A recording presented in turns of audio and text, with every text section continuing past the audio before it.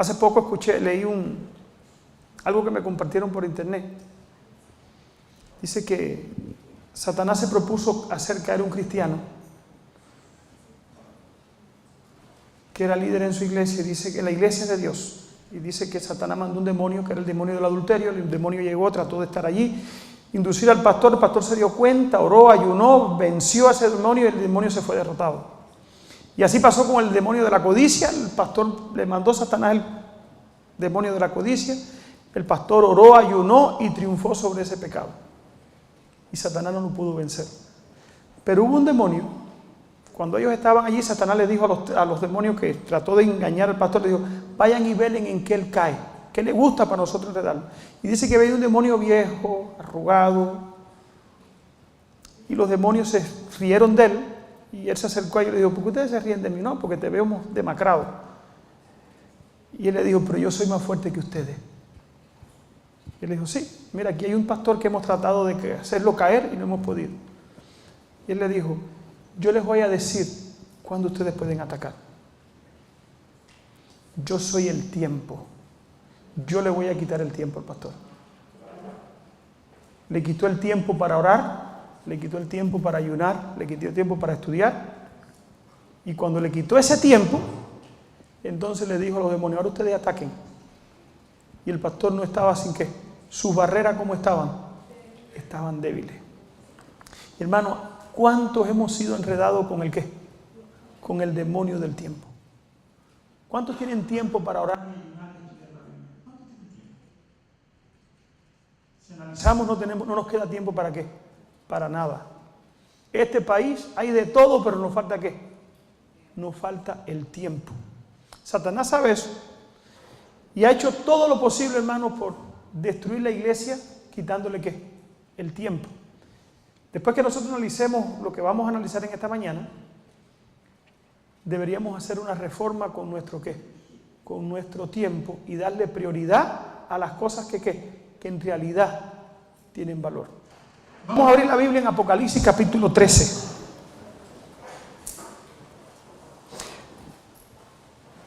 Apocalipsis capítulo 13. Apocalipsis capítulo 13 es un capítulo conocido por muchos adventistas. Digo por muchos porque hay una nueva generación ahora que este capítulo lo entienden, ¿saben cómo? Solamente cómo. A media, cuando no lo entienden, ¿qué? Nada.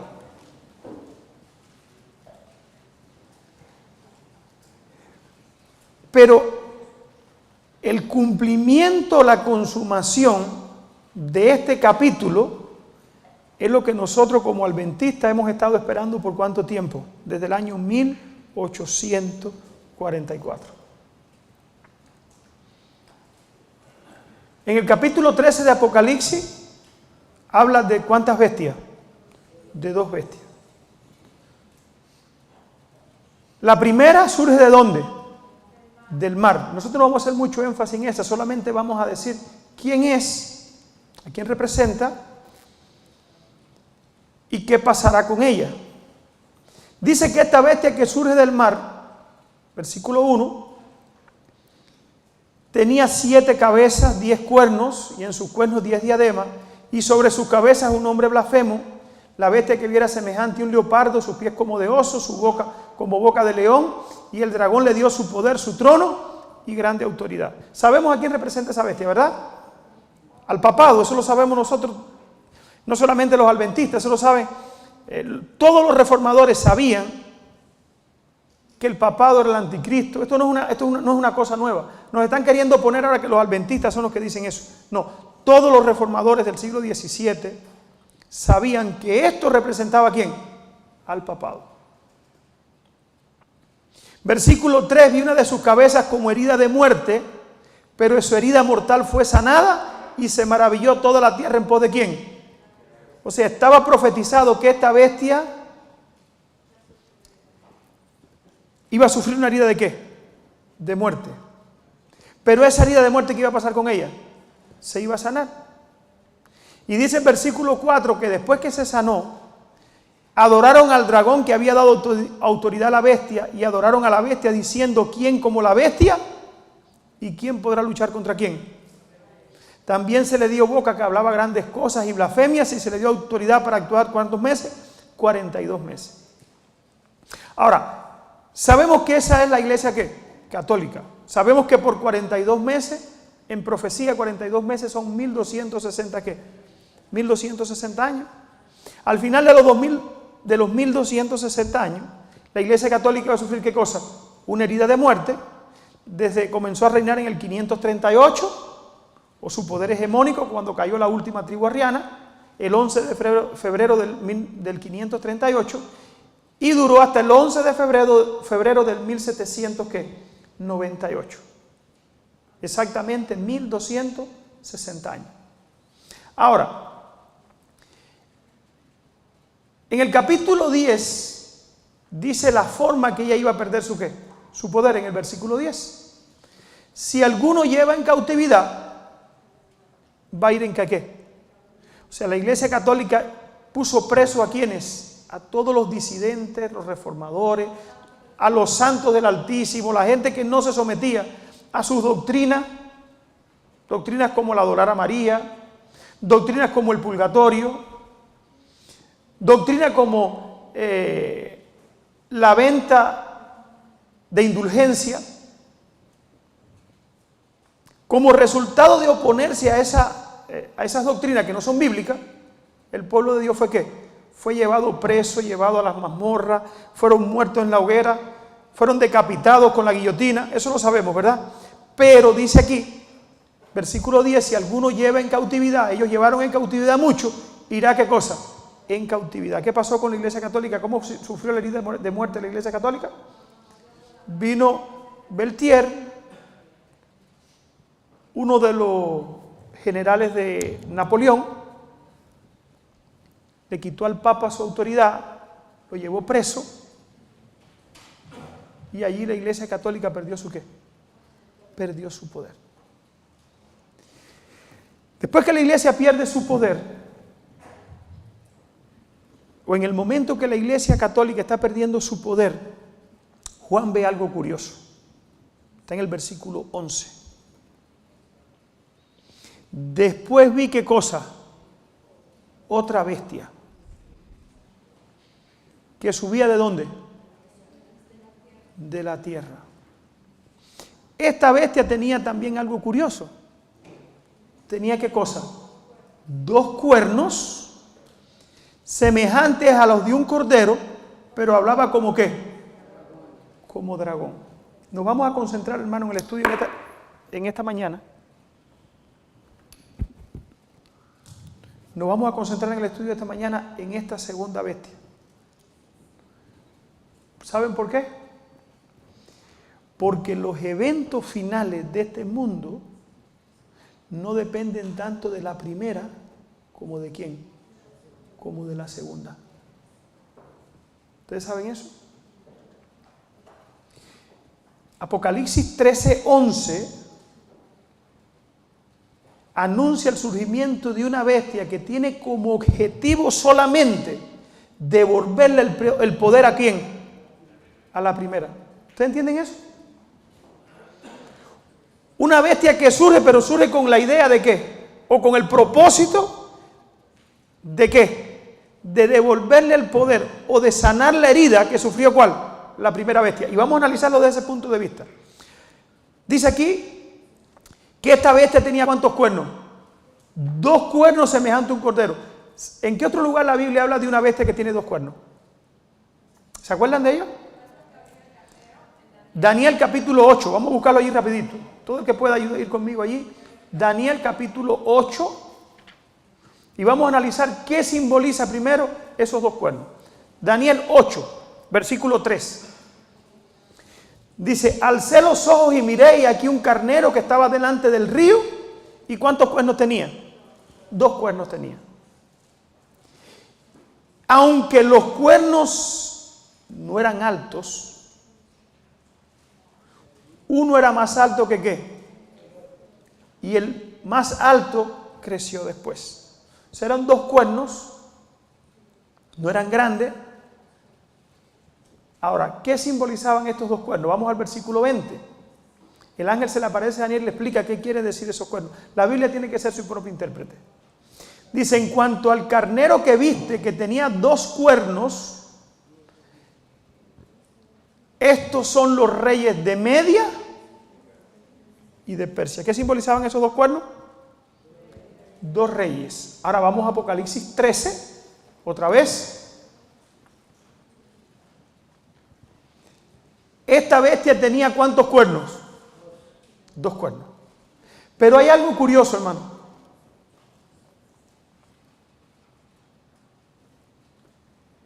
Dice que esta bestia surge cuando está cayendo la primera, ¿verdad? Ahora, vamos a buscar en la historia. Todos nosotros lo sabemos, pero para ayudar a alguien, si lo está viendo por YouTube, lo va a ver por internet. Dice que vi subir otra bestia de la tierra. Sabemos que agua en la Biblia de la primera bestia, según Apocalipsis 17, 19 o 17, 15, agua simboliza en la Biblia ¿qué cosa? Muchedumbres, pueblos, naciones. O sea, una bestia que surge del agua es una bestia que surge donde hay naciones, pueblos, muchedumbre. O sea, un poder que nació donde había pueblos, muchedumbre, mucha gente. El papado, la Iglesia Católica surgió allí. Ahora una bestia que surge de la tierra es lo contrario, una bestia que ¿qué? El original griego dice, y vi subir de la tierra como brota una planta. O sea, algo que brota, que sale. O sea, esta bestia no surgió donde había mucho pueblo, muchas naciones, sino que nació como nace una semilla.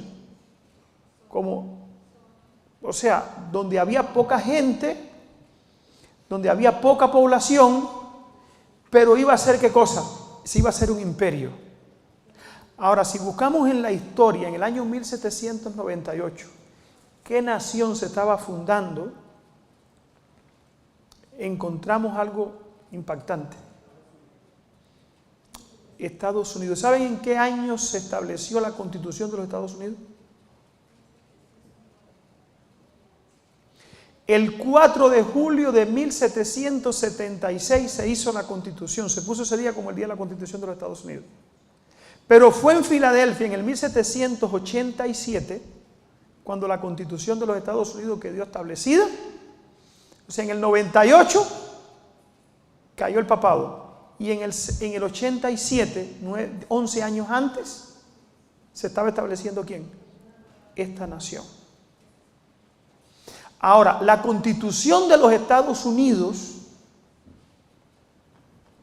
tiene una cosa que no la tenía ninguna otra nación.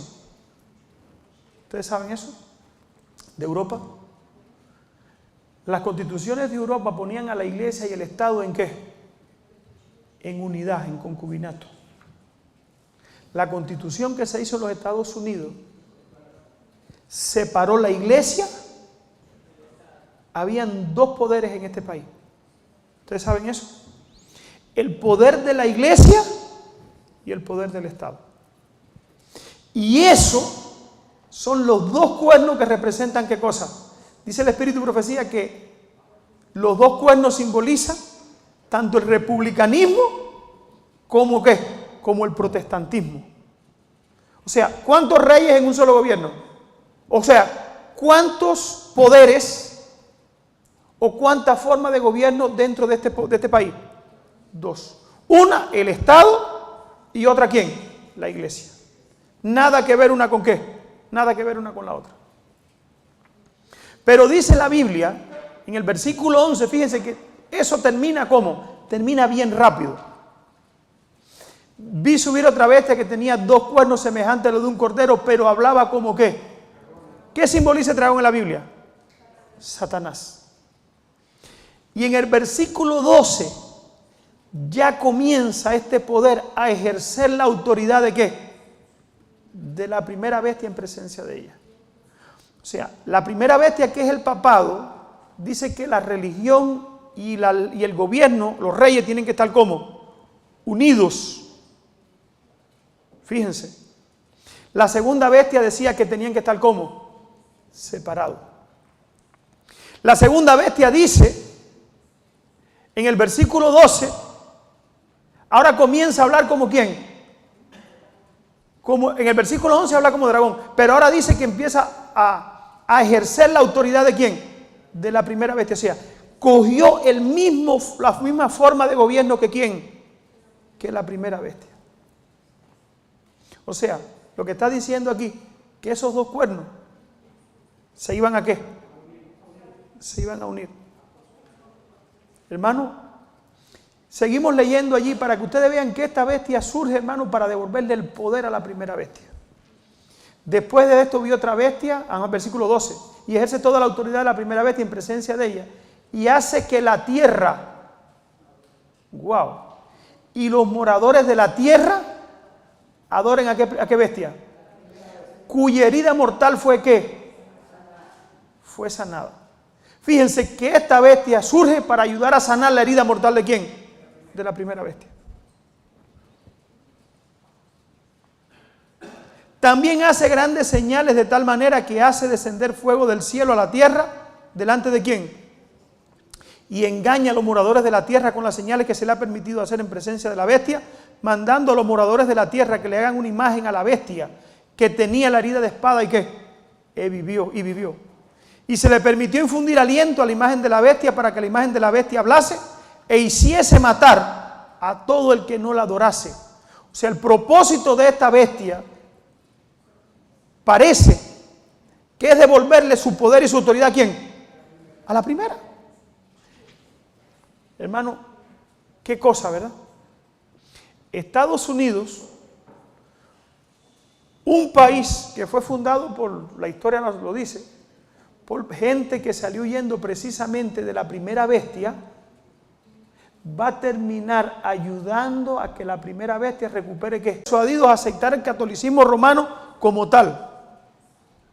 También existen muchos no católicos que aunque no son intolerantes, nunca aceptarían al Papa como ¿qué? Como Santo Padre. ¿Sí o no?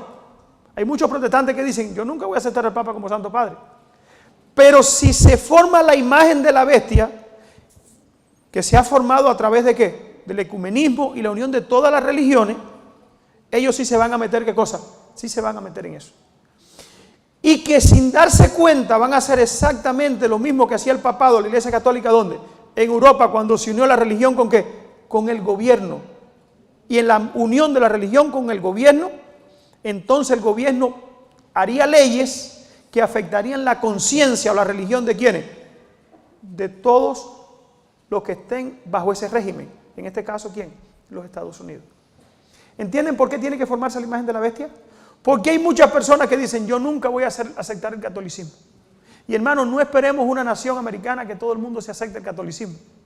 No, tiene que formarse la imagen de ¿qué? De la bestia. Es una unión de todas las iglesias protestantes que van a mantener algunas de sus ¿qué? De sus costumbres, sus prácticas, sus teorías, que no van a aceptar de todo la religión católica, pero que a su vez van a hacer lo mismo que ¿quiénes? Que los católicos. O sea, se van a aceptar la unión iglesia y Estado, ya lo vemos que se está acercando, ¿sí o no? Ya eso está.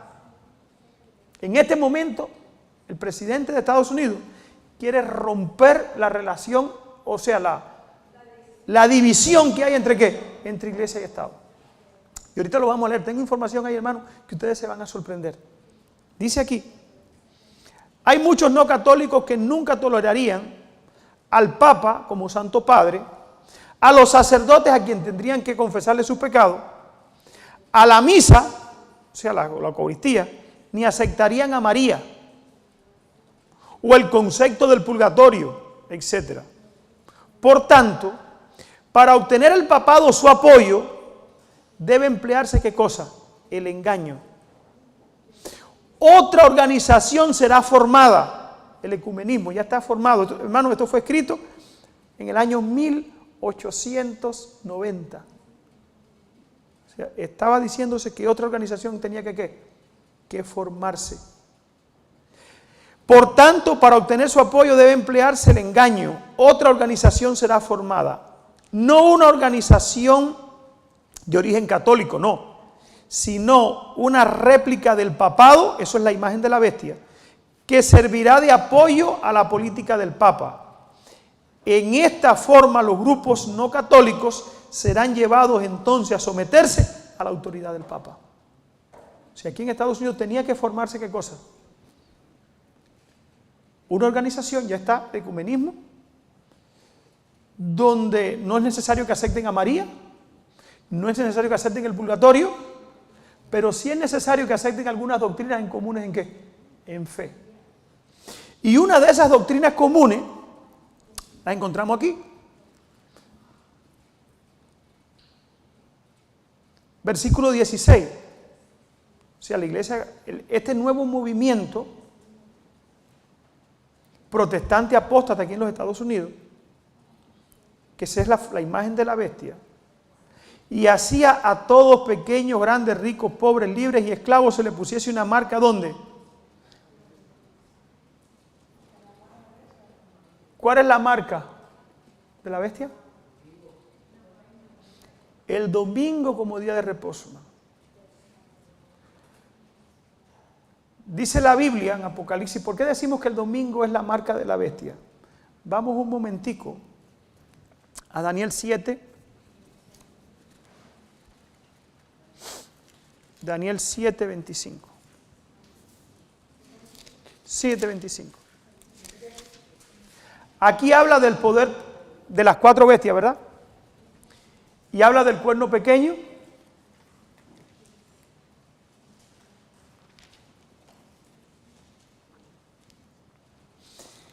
Dice que el cuerno pequeño, versículo 24, vamos a leerlo un poquito arriba. Los 10 cuernos significa que aquel reino se levantarán 10 reyes y tras ellos se levantará otro, el cual será diferente de los primeros, y a 3 reyes derribará. Sabemos que ella está hablando ¿de quién? Del papado. O sea, esta cuarta bestia es Roma imperial, el imperio romano. Roma imperial se iba a dividir en ¿cuántos países? 10 países europeos, 10 cuernos. Iba a salir un cuerno pequeño, el Vaticano, el papado. Iba a arrancar 3 cuernos, 3 tribus arrianas. Y este cuerno pequeño iba a hablar palabras contra el Altísimo. ¿Por qué palabras contra el Altísimo? Muchas veces lo hemos dicho. ¿Cuáles son las palabras contra el Altísimo que el papado habla? Dice, por ejemplo, que el representante de Dios en la tierra es el Papa. ¿Quién es el representante de Dios en la tierra? El Espíritu Santo. Dice el Papa que Él es el Santo Padre. ¿Quién es nuestro Santo Padre? Y dice el Papa que Él es el intercesor entre Dios y el hombre. ¿Quién es nuestro único intercesor? Jesucristo hombre. O sea, el Papa coge los 3 lugares de quién. O sea, el lugar de quién. Del Padre, del Hijo y del Espíritu Santo. Pero no se queda ahí. A los santos del Altísimo quebrantará. Sabemos la persecución que hubo y la persecución que habrá. Y pensará cambiar ¿qué cosa? Los tiempos y ¿qué? Y la ley de Dios. Sabemos que el Papa iba a cambiar la ley de ¿quién? De Dios. Y como señal de autoridad, de que Él tiene ese poder, las iglesias protestantes que aceptan el cambio de la ley de Dios, están diciendo que el Papa sí tiene el poder para cambiar ¿qué cosa? La ley de Dios, porque ellos la aceptan como quien la cambió, como el Papa lo cambió.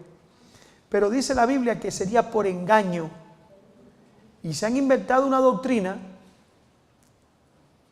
que por cuanto la resurrección de Cristo fue el domingo, el día de adorar, ¿cuál es? Es el domingo, es un engaño. El día de adorar o el día de reposo no es el domingo, ¿cuál es? El sábado bíblico que Dios dio en el Génesis capítulo 2, ¿cuál fue? Fue el sábado, no el domingo. Pero la Iglesia Católica dice que no es el domingo, digo que no es el sábado, ¿que es cuál? Que es el domingo. Y los protestantes, o sea, los que cogieron la religión o la forma de religión que se les para formar la imagen de la bestia, no van a coger el día sábado de reposo, van a coger el día ¿de quién? De la Iglesia Católica. Y por eso dice, hace que a todos, grandes, pequeños, ricos y pobres, se les ponga una marca en la mano ¿qué? O en su frente, ninguno pudiese comprar ni vender si no tuviese la marca o el nombre de la bestia. O sea, la marca de su autoridad y su poder, ¿cuál es? Es el domingo. O sea, adorar el domingo es la marca ¿de qué? Es la marca de la bestia. ¿Por qué? Porque estamos diciendo que nuestro jefe, nuestro Señor, es al quien nosotros ¿qué? Adoramos en su día. Y Dios tiene un día de reposo. Dice la Biblia que la señal entre de Dios y el hombre, ¿cuál es? Es el sábado. Pero el Papa dice que la señal entre su pueblo y él es el domingo. y los que acepten el domingo como día de reposo están recibiendo, ¿qué cosa? La marca de la bestia. Ahora, hermano, aquí en los Estados Unidos tienen que efectuarse algunos cambios específicos. ¿Para qué? Para que esto llegue a hacerse. Porque esta nación, si leemos el versículo 11, dice que tenía ¿cuántos cuernos? 2 cuernos. Esos 2 cuernos no se iban a caer solos. Tiene que haber una ¿qué? Una lucha. ¿Saben eso? Tiene que haber una ¿qué?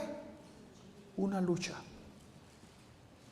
Y nosotros vamos a analizar ahora cuán cerca está de acabarse esa lucha. Hubo un hombre, se lo voy a leer aquí,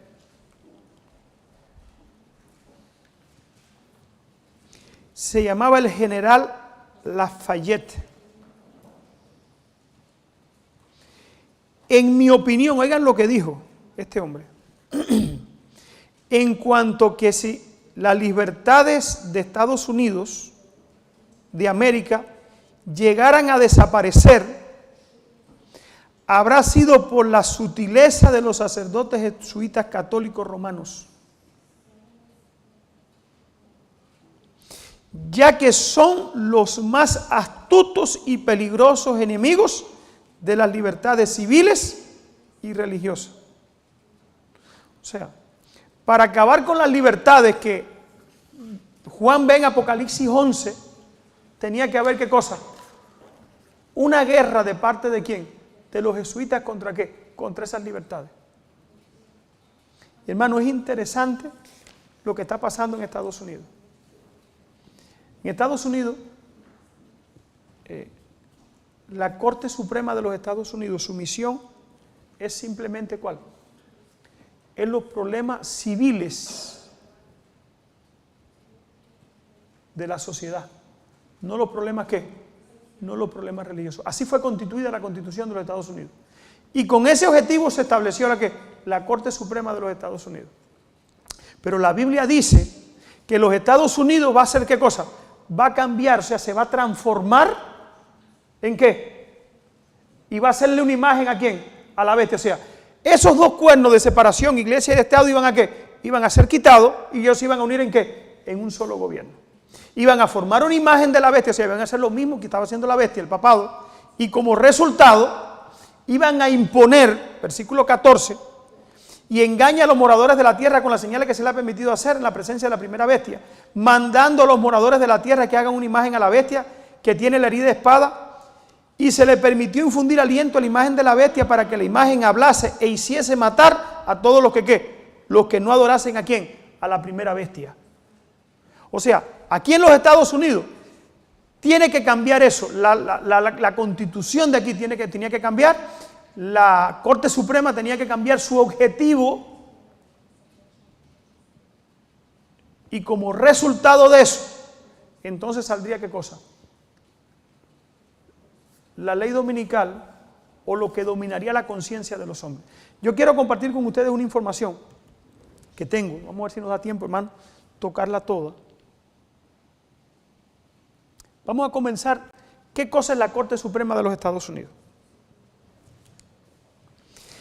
La Corte Suprema de los Estados Unidos está lista para una ley dominical, dice el encabezado allí. Estoy leyendo, lo tengo puesto ahí. Dice, la Corte Suprema de los Estados Unidos de América es el tribunal de mayor rango existente en los Estados Unidos de América. Con tal, la Corte es la cabeza del Poder Judicial de los Estados Unidos. Aquí hay el Poder Judicial, ¿lo tiene quién? La Corte de los Estados Unidos. Por encima de la Corte de los Estados Unidos no está ni el presidente. ¿Ustedes saben eso? Lo que ellos dicen, ni el presidente puede ¿qué? Puede cambiarlo. Hace poco la Corte Suprema dijo que el matrimonio entre 2 personas no era de 2 personas de diferente sexo. Era simplemente, el matrimonio se definía como ¿qué? Como el matrimonio entre 2 personas. Ya fuera hombre con hombre, mujer con mujer, ese es el matrimonio, 2 personas. Sin importar género, sexo. O sea, Ellos definieron qué era el matrimonio. Nadie lo puede, ¿qué? Nadie lo puede cambiar. Porque es la Corte, ¿qué? Es la Corte Suprema. Con ese objetivo fue creada la Corte, aunque esté en contra de todos los principios religiosos. Recuérdense que cuando esa Corte se hizo, tenía cuántos cuernos, o sea, estaban separados el político religioso ¿de qué? Del poder político. O sea, la política y la religión estaban ¿cómo? Estaban separados. Ahora, dice aquí, con tal la Corte, como tal, la Corte es la cabeza del Poder Judicial de los Estados Unidos. La Corte se compone de un juez presidente y 8 jueces asociados, que son nombrados por el presidente de los Estados Unidos y confirmados mediante el consejo y consentimiento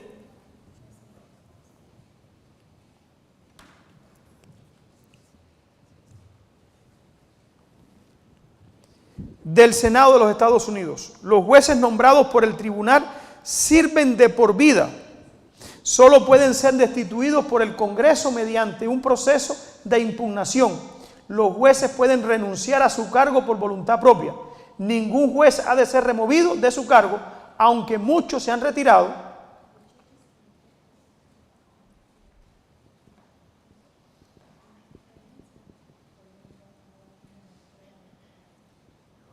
O renunciado. La Corte Suprema es la única corte establecida por la Constitución de los Estados Unidos. Todos los demás tribunales han sido creados por el Congreso. La Corte posee la facultad de revisión judicial y la facultad de declarar inconstitucionales leyes federales o estatales o actos de los poderes ejecutivos federales y estatales. Su decisión no puede ser apelada ni revocada. Las decisiones de la Corte Suprema constituyen un precedente que obliga a todos los demás cortes a respetarla. Cada juez de la Corte tiene un voto en cada caso.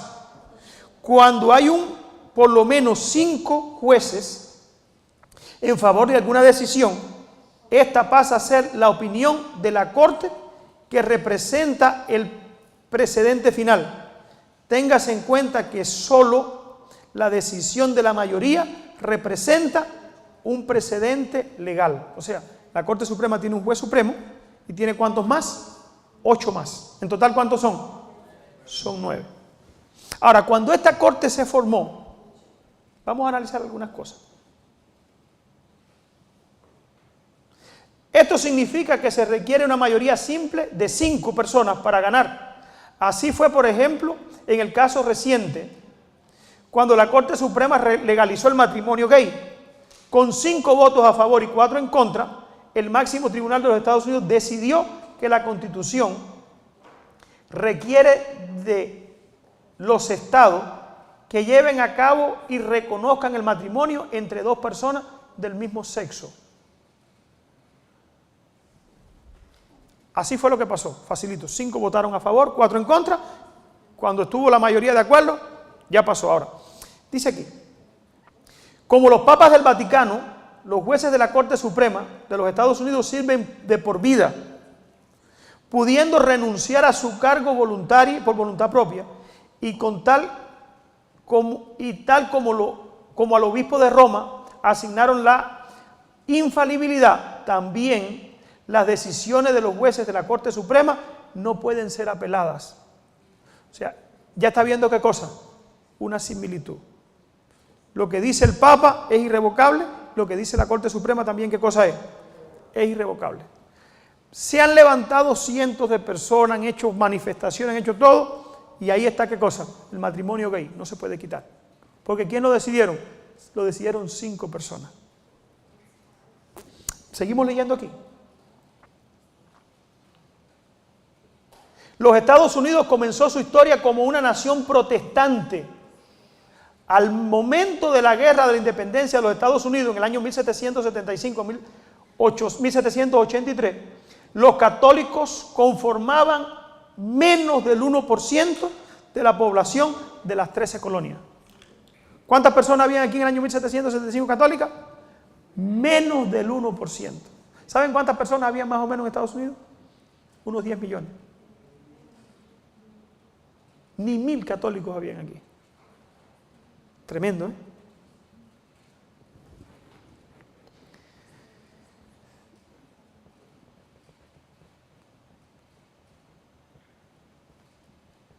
Por esto, que todos los primeros 24 jueces de la Corte Suprema del año 1789 hasta 1836, todos eran protestantes de diferentes denominaciones.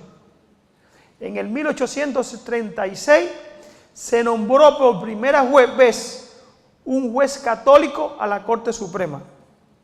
Los siguientes 29 jueces de la Corte Suprema, desde el año 1837 hasta el año 1894, todos eran protestantes de diferentes denominaciones. En el año 1894 se nombró por segunda vez un juez católico en la Corte Suprema.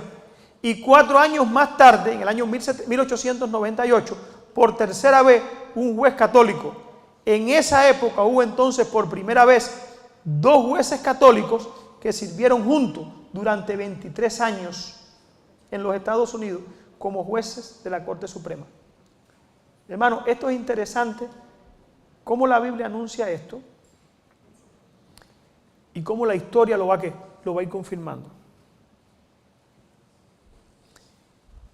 El segundo falleció 4 años más tarde. Los siguientes 9 jueces nombrados fueron nuevamente protestantes de diferentes denominaciones hasta el año 1916, cuando se nombró por primera vez un juez judío a la Corte Suprema. Los siguientes 3 eran nuevamente protestantes. En el año 1923 se nombró el 4º juez católico. Los siguientes 3 eran nuevamente protestantes. Y en el año 32 se nombró por segunda vez un judío, seguido por 2 protestantes, un tercer judío y otro protestante. Entonces, en 1940 se nombró por 5ª vez un juez católico. Los siguientes 6 nombramientos eran nuevamente protestantes. En el año 49 se nombró un 6º juez católico, seguido por 2 protestantes. Y en el año 1956 se nombró al 7º juez católico. Los siguientes 3 eran protestantes, seguidos por 2 judíos. Desde el año 1962 hasta el 69. Desde entonces hasta el 75 se nombraron 8 jueces protestantes en total, y aquí lo vamos a analizar ahora. Hasta aquí, desde la fundación de la Corte Suprema de los Estados Unidos en el año 1789 hasta el 1975, abarcó un periodo de 186 años en los Estados Unidos. 90 jueces protestantes, 7 jueces católicos y 5 jueces judíos. ¿Hasta qué año? 1975. Hasta ahí todo como estaba. Bien. No había peligro de que la nación de Estados Unidos se fuera a formar, ¿qué cosa? La imagen de la bestia. ¿Por qué? Porque nadie podía votar a favor de la unidad Iglesia y Estado. Porque nadie podía votar a favor de una ley dominical en la Corte Suprema, porque los protestantes sabían quién eran qué cosa era el catolicismo. No sé si están leyendo y alcanzan a leer. Seguimos aquí.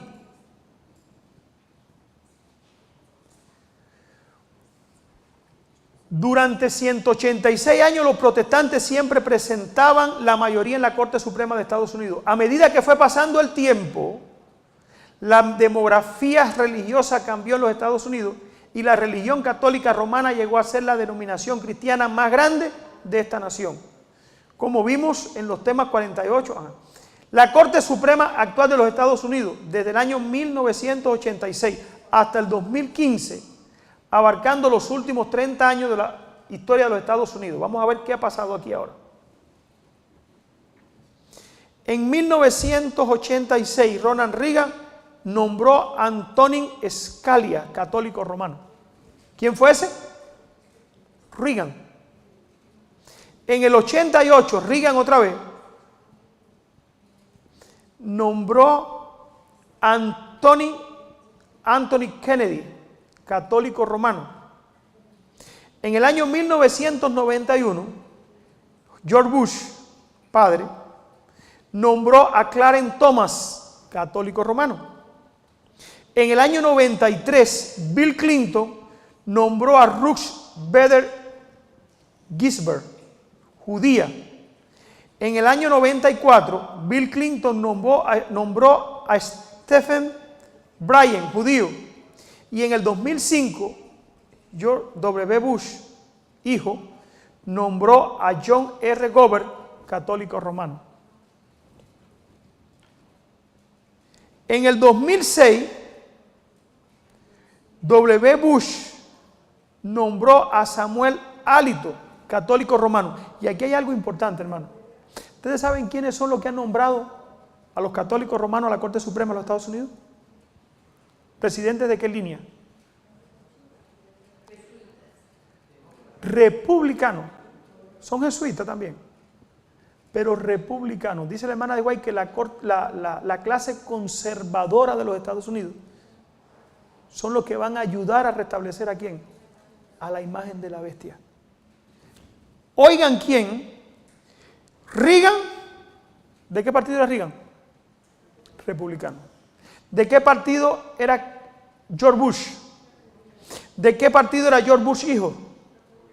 ¿Y a quiénes nombraron esa gente? ¿Pusieron algún protestante? No. Seguimos. En el 2010, Barack Obama nombró a Elena Kagan, judía.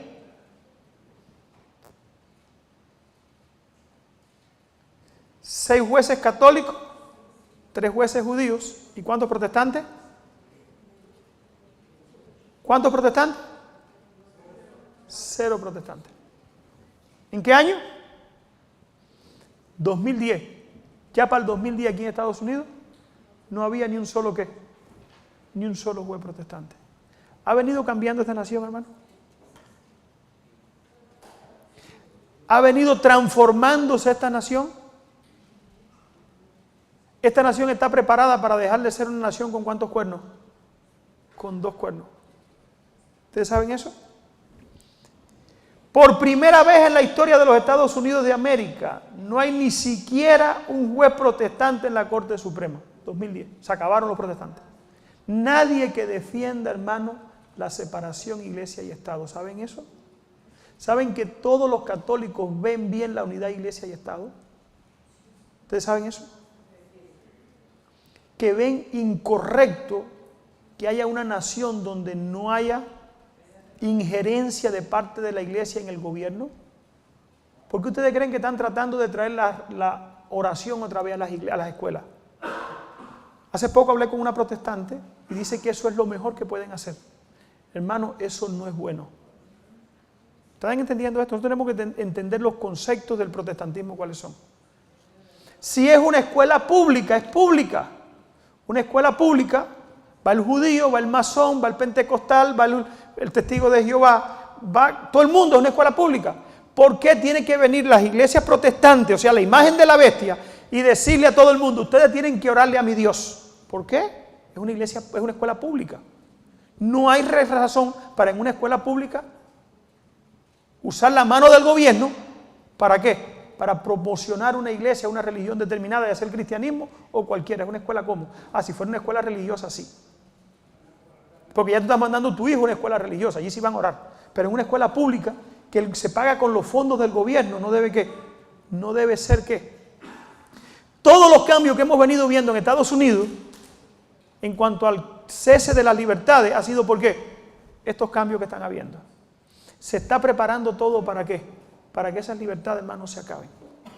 2010, vamos a seguir leyendo. Por primera vez en los Estados Unidos de América, ni siquiera, ¿cuántos protestantes? 1. Los republicanos Reagan y Bush, padre e hijo, nombraron solo a católicos. Los demócratas Clinton, solo a judíos.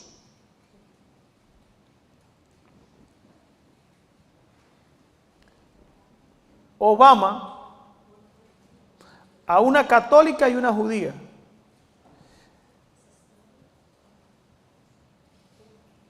Como vimos en los análisis, en toda la historia de la Corte Suprema, 226 años, hasta ahora, hubo un total de 77 años sin ningún católico en la Corte Suprema. En total, durante otros 77 años, siempre solo un católico en la Corte Suprema. En total, durante 28 años, hubo solo 2 católicos en la Corte Suprema. En los últimos 30 años, observamos un creciente progresivo de presencia católica en la Corte Suprema de los Estados Unidos. Durante 16 de los últimos años, 25 años hubo 3 católicos en la Corte Suprema, entonces durante un año 4, y durante 3 años 5, y durante los últimos 6 años, el 26 de junio de 2015, la Corte Suprema de los Estados Unidos, ahora mayoritariamente católica, aprobó el matrimonio homosexual en todo el país. ¿Quiénes fueron? Hermano, ¿ustedes creen que si la Corte Suprema hubiera sido protestante con principio, hubiesen aprobado el matrimonio gay? Pero tenía que la Iglesia Católica o el catolicismo predominar en la nación que ha sido protestante o fue protestante. Ya Estados Unidos no es una nación protestante. La mayoría aquí ya no son protestantes. Dice aquí,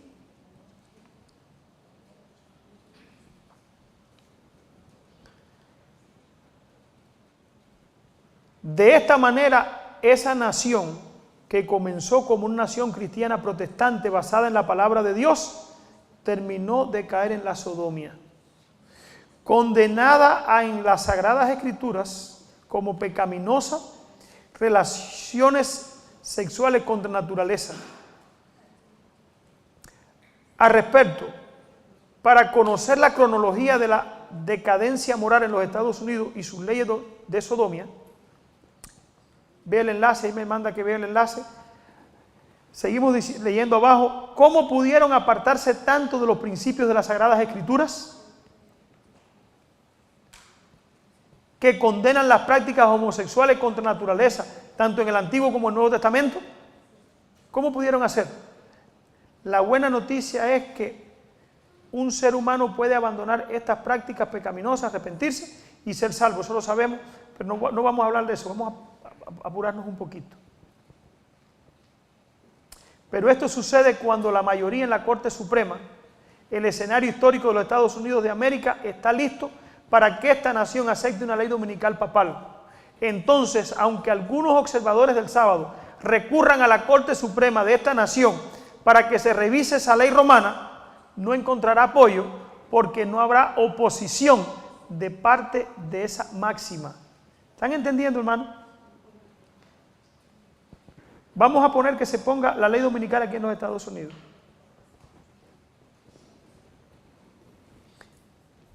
Y que algún protestante, algún observador del sábado quiera reclamarle a la Corte Suprema de que quiten el domingo como día de reposo obligatorio. ¿Habrá apoyo en la Corte Suprema? ¿A dónde vamos a ir? Dice Elena de White que seremos privados de todo apoyo humano. ¿Ustedes saben eso? No vamos a tener apoyo ¿de qué tipo? Humano. Si la Corte Suprema de los Estados Unidos, que es la que firma el ultimátum, si hoy pasara una ley allí, si se llevara al Congreso, llevar una ley dominical a la Corte Suprema de Estados Unidos, ¿cuántos creen que se firmaría? La ley dominical, si se llevara hoy a la Corte Suprema. ¿El EISE? ¿Ustedes creen que se firmaría o no se firmaría? Una ley que sería como irrevocable contra los principios de la libertad religiosa que estableció que la Constitución en la segunda enmienda de la Constitución de los Estados Unidos. Hermano, ¿cuán cerca está una ley dominical en Estados Unidos? ¿Ustedes saben que ese es el último acto del drama de la historia de este mundo? Vamos a seguir leyendo aquí. A instancia judicial por causa de su mayoría religiosa católica, porque en la actual Corte Suprema de los Estados Unidos ya no hay nadie quien pueda protestar en su seno contra la imposición religiosa de Roma papal. Es de esperarse que no habrá oposición católica dentro de la Corte Suprema contra una ley que oficialice el domingo como día de descanso de esta nación.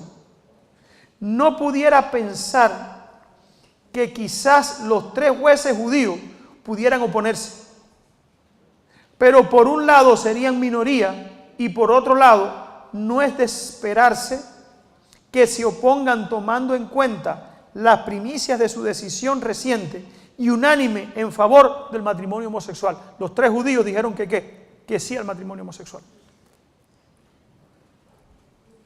Tampoco esperemos que ellos digan que no a una ley dominical. Observamos cómo cambiará la constelación de la Corte Suprema en los próximos años. Quizás aumente el número de jueces católicos, quizás se nombre nuevamente un juez protestante. No lo sabemos. Y aunque se nombre nuevamente un juez protestante, estaría por un lado en la minoría y por otro lado tampoco significaría que se oponga a una ley dominical, ya que casi todos los protestantes ahora guardan ¿qué día? Guardan el domingo y están pidiendo ellos mismos ¿qué cosa? El domingo como día de reposo. Seguimos leyendo aquí.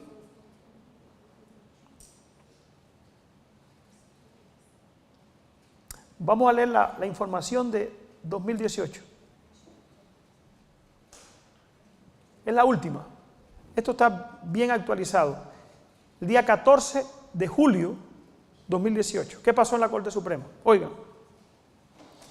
El juez católico Anthony Kennedy se retiró. 31 de junio de 2018. Donald Trump, presidente, nominó el 9 de julio de 2018 a Brett Kavanaugh para integrar la Corte Suprema de los Estados Unidos como juez asociado. Donald Trump lo escogió entre 25 candidatos conservadores. Hay que saber quién es este hombre. No es solamente católico. ¿Están leyendo conmigo? Sino también, ¿qué cosa es? Sino también jesuita. Con su nominación, la Corte Suprema de los Estados Unidos sigue firmemente bajo el control católico romano, en cuyo seno e influencia jesuita está incrementándose progresivamente. De acuerdo con la biografía del cartel federal, Brett Kavanaugh, ¿quién es este hombre? Graduado de la preparatoria jesuita Georgetown, Preschool, cuidado de niños en Washington Jesuita Academy. Sirve en el Consejo de Administración de la Washington Academia Jesuita de Washington. ¿Saben quién es este hombre? Es un lector regular en la Iglesia Católica Blessed Sacramento de Washington, D.C., donde es feligrés. Entrena un equipo de baloncesto femenino, organización de juventud católica, regularmente sirve comida como parte del programa de Santa María en la Catedral Católica en Washington, D.C., ha enseñado en la Universidad Jesuita de Georgetown, o sea, es un profesor de la Universidad Jesuita. Es un miembro de la sociedad John Carroll. ¿Saben quién fue John Carroll? El primer sacerdote jesuita aquí en los Estados Unidos. El primerito. El que organizó la Universidad Georgetown, aquí en los Estados Unidos. Primer sacerdote jesuita, aquí lo dice. Obispo, que también fundó la Universidad Jesuita de Georgetown. Con este cambio se mantiene la misma constelación de 6 católicos y 3 judíos en la Corte Suprema de los Estados Unidos de América. Y ahí es donde dice Lafayette, que los que iban a acabar con los Estados Unidos, ¿quiénes son? Son los jesuitas. Hermano, hace poco me llegó una información, Leiser. Me llegó un correo, yo se lo estaba comentando, se lo envié a Lopera, se lo voy a enviar a algunos hermanos, de cómo se están acabando las libertades en Estados Unidos. Para este año, en octubre, todos los que quieran viajar en un aeropuerto aquí en Estados Unidos tienen que tener un pasaporte. ¿Lo saben? ¿Han oído la noticia? ¿Saben que van a poner frontera entre los estados? Dice Elena de White que no podremos salir de los Estados Unidos.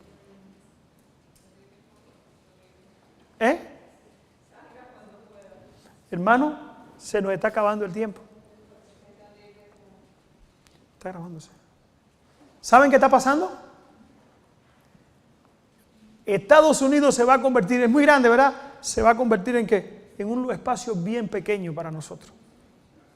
El mundo se está globalizando muy rápido.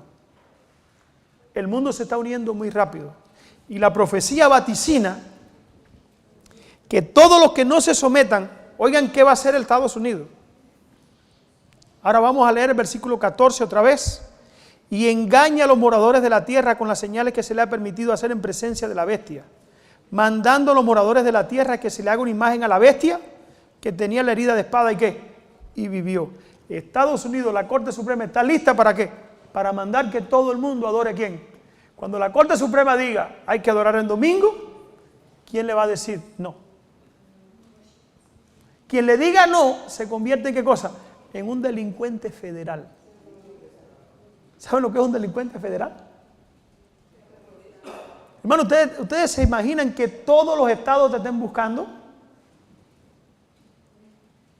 Hace poco se sembró un precedente. Y hay un fiscal. Sabemos que muchos de estos hombres que están en inminencia van a terminar con el pueblo de Dios. Hubo una persona, un dulcero, que no quiso hacerle un pastel a un matrimonio gay. La noticia se hizo en Estados Unidos. Y eso llegó a la Corte Suprema. Habían dos problemas había un problema grande ahí. ¿Por qué? Porque la Constitución de los Estados Unidos dice que nadie puede ser sometido en contra de su conciencia en principio religioso. ¿De verdad que sí? Pero la Corte Suprema dice que sí.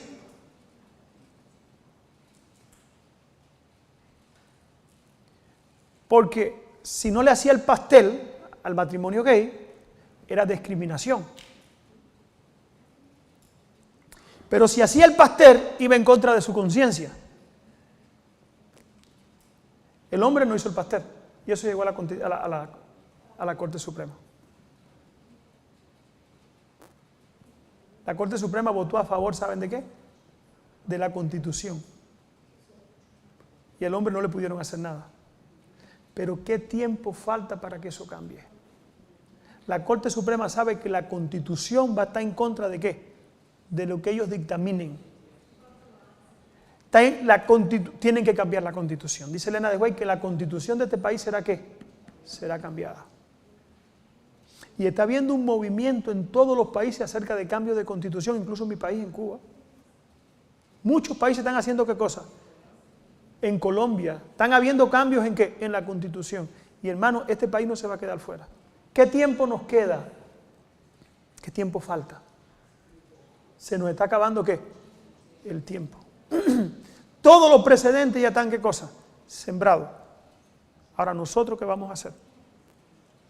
¿Nos quedaremos? Dice que los únicos que van a poder viajar, déjenme ver si les puedo leer la noticia. La tengo aquí. Si alguien la quiere, yo se la puedo pasar después. Me da su teléfono y yo se la paso. Ciudadanos norteamericanos necesitarán un pasaporte o identificación para vuelos nacionales. Hermano, dentro de Estados Unidos los ciudadanos americanos, ¿cuándo se había visto eso? Nuevas normativas se avecinan para los ciudadanos estadounidenses que planean viajar a nivel nacional en el futuro. Cambios que están teniendo lugar en la relación con la identificación emitida por el Estado, la cual debe cumplir con los requisitos establecidos por la ley del Congreso de los Estados Unidos, si se les permite abordar vuelos domésticos o acceder a ciertas instalaciones federales desde el 10 de octubre del 2018. ¿Cuándo va a comenzar esto?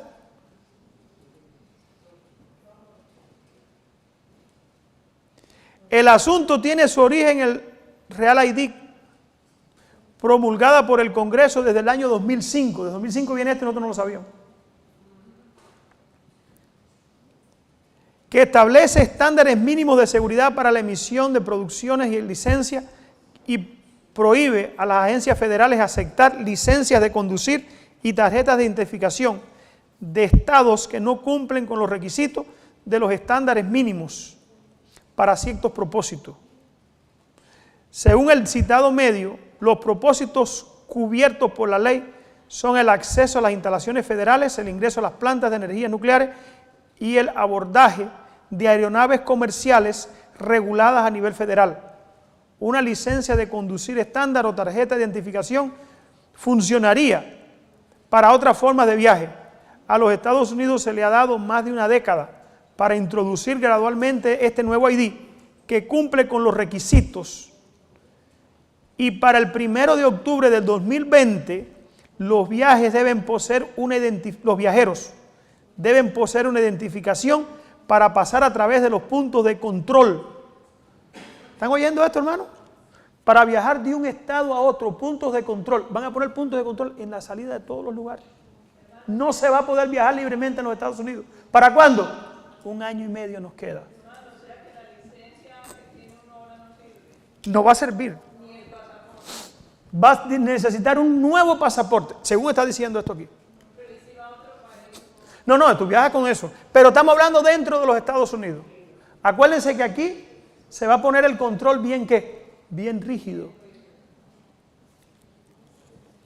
Dice aquí, a los estados se le ha dado la fecha límite del Departamento de Seguridad Nacional para el estado comiencen a emitir la identificación es a partir del 22 de enero del 2018. Más de la mitad de los estados ya la cumplen, mientras el resto de los territorios han recibido extensión hasta el 10 de octubre del 2018. Después de esa fecha no se permitirá a los viajeros que no cuenten con la licencia de un estado conforme a los puntos de control de seguridad de la TSA, a menos que puedan proporcionar una forma alternativa de identificación que sea conforme, como un pasaporte u otra forma de identificación que se consideren aceptables. El consejo que se da tanto a los que quieran viajar de un estado a otro está bajo revisión y no está en cumplimiento. Soliciten un pasaporte si tienen la intención de viajar a nivel nacional. Hermano, ¿qué tiempo nos falta? Se nos va a cerrar el cerco muy pronto. Quiera Dios, hermano, que nosotros estemos atentos a todas estas señales. Le he traído un poco de información, mezclado con la profecía, porque tiene que cumplirse lo que la Biblia dice. Quiera el Señor, hermano, si nosotros sabemos todo esto y no nos preparamos.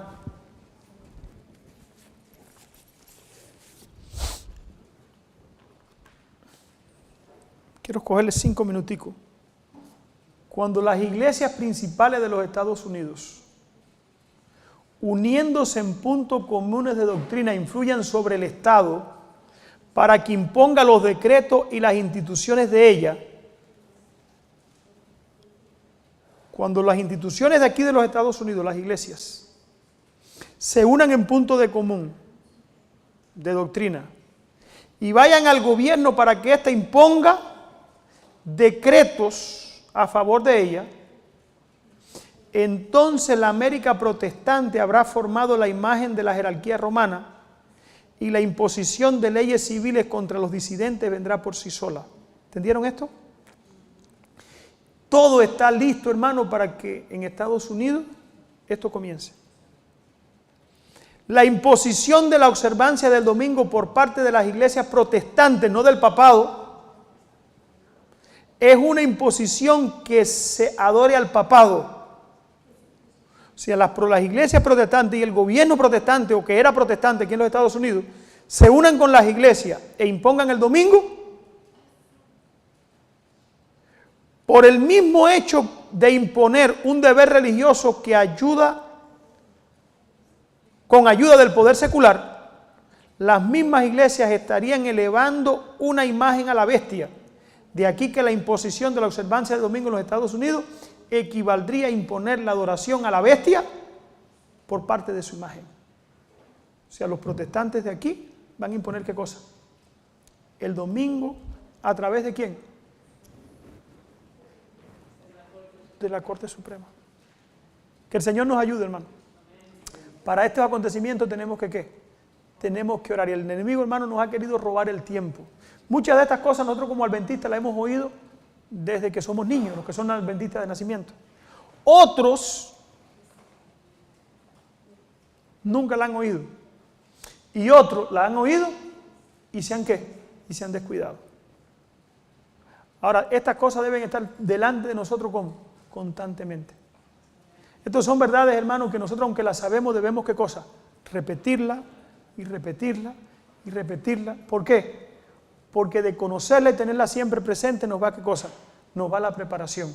Es tiempo de orar más, es tiempo de orar, es tiempo de buscar al Señor, de hacer ayuno, porque, hermano, eventos grandes y furiosos van a sacudir la iglesia. ¿Cuántos quisieran estar preparados para ese acontecimiento? Que cuando llegue, hermano, podamos decir, yo no me voy a someter a la mayoría. Yo voy a obedecer la ley de Dios, aunque me cueste ¿qué? La vida. ¿Quiere el Señor, hermano, poner su sello en la frente de su pueblo? Y que nosotros podamos formar parte de su iglesia. Que el Señor nos bendiga en esta mañana. Es mi deseo de oración. Le invito a todo el que pueda arrodillarse.